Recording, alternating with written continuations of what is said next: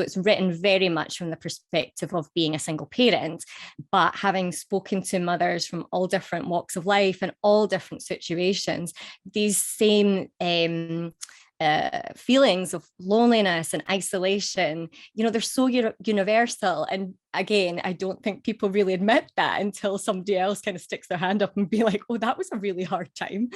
So it's about the affair between Caroline Lamb and Lord Byron and the kind of like the nuclear fallout that happens when it's cut off. So it feels really urgent. It's about grief and sexuality and obsession and fame and pressure, I think, all the good stuff.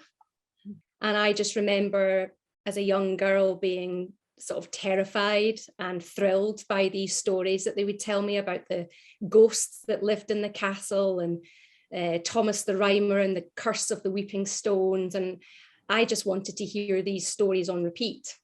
So they've never left me. They've always been inside of me. And I think that it was just time to let them out and play around with them a bit. I don't know if I'd say it was surprising, more as it was kind of a revelation during one of our sessions where we were discussing how a particular scene would go, and we came up with, I don't want to say it because it amounts to a plot twist basically, and it sort of really it made Marta's character so much worse than she already was. And I wanted to see a celebration of female working class joy on a Scottish stage.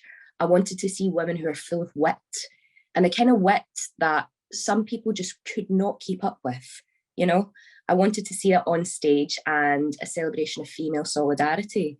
But it was interesting for me that it ended up just coming back to that image at the start, and just by making it simple again and just populating the world with a few characters in this one simple setting is how it ended up being. So I sort of went on a big circle back to where I began with it. But I found that really interesting, and actually the process of just talking through all those ideas really helped with the final piece.